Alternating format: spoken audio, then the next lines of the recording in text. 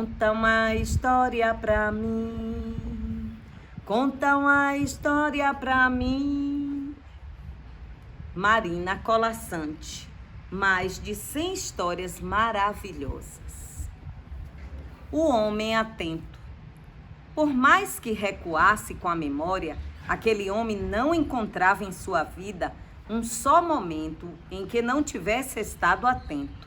Atento a tudo, plenamente, aberto os sentidos como se seu corpo fosse a porta de entrada do mundo.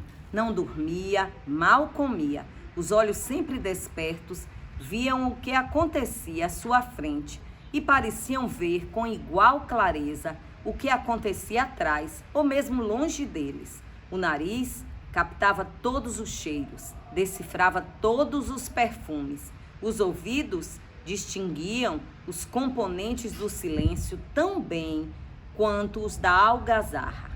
Sentado numa almofada, assim prestava atenção, certo de que, enquanto tomasse conhecimento de tudo o que acontecia, estaria controlando a organização do mundo. Imóvel, sem permitir que também distração viesse perturbá-lo, abrindo em sua vigilância uma brecha por onde pudesse entrar a desordem. E passados tantos anos, em idêntica posição, chegou a tarde em que ouviu passos na rua aproximando-se de sua casa. E porque eram lentos, soube que eram de um velho, e porque se arrastavam de leve, soube que o velho estava cansado, e porque nunca os tinha ouvido antes, soube que ele vinha de longe. E quando afinal os passos pararam diante da sua porta, preparou-se para ouvir as batidas. Toque, toque, ecoaram nos cômodos as pancadas. Abriram os criados, deixando que o velho entrasse com seu cheiro de poeira e calor do sol, ainda guardado nas pregas da roupa. Que se refrescasse, disseram, trazendo-lhe um jarro e taça. O viajante levava justamente a água aos lábios quando viu o homem atento, imóvel na penumbra, como se ignorasse sua chegada. Mantinha-se entregue à sua tarefa, olhos abertos, sem bater pestanas. Aproximou-se viajante. O homem olhava, sem deixar de ver além e aquém dele, sem deixar que sua presença sequer encrespasse a transparência da concentração. O homem o olhava mudo e o viajante teve pena. Afastou-se para um lado, os olhos do homem não o acompanharam. Afastou-se para o outro, os olhos continuaram fixos à frente.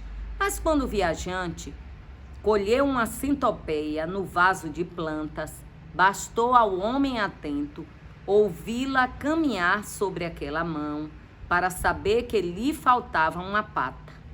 E quando, afastando-se até o jardim, o viajante trouxe um camaleão, bastou o homem atento ver sua cor para saber em que galho estivera deitado.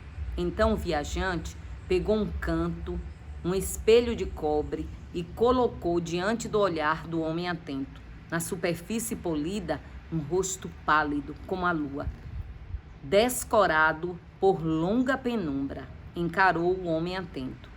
Mas não bastou ao homem atento olhar, os olhos nas olheiras fundas, as brancas têmporas para reconhecer-se, pois há tantos anos não se via que havia esquecido o seu rosto. E agora, diante daquele reflexo, surpreendia-se que fosse seu, a tal ponto que precisou levantar a mão para tocar-se, certificando-se, sim, a mão que se erguia no espelho era a mesma que lhe alisava a barba. Prestando atenção no mundo, deixara de prestar atenção em si.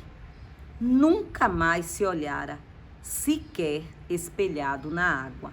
Nunca mais acariciara a pele, descuidara-se de contar o tempo. Mas o tempo havia passado, apesar dele, e o rosto, que acreditava jovem, já não existia.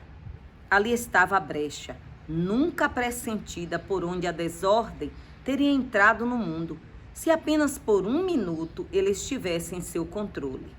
Com voz que há tantos anos não ouvia, o homem pediu aos criados que lhe trouxessem um pente. Estendeu-se até o marfim, os dedos magros. Depois, pela primeira vez na vida, distraiu-se. Fechados os olhos, deixou a sombra de um sorriso tocar-lhe a expressão. E, inclinando a cabeça para trás, longamente, penteou os cabelos que desciam pelos ombros.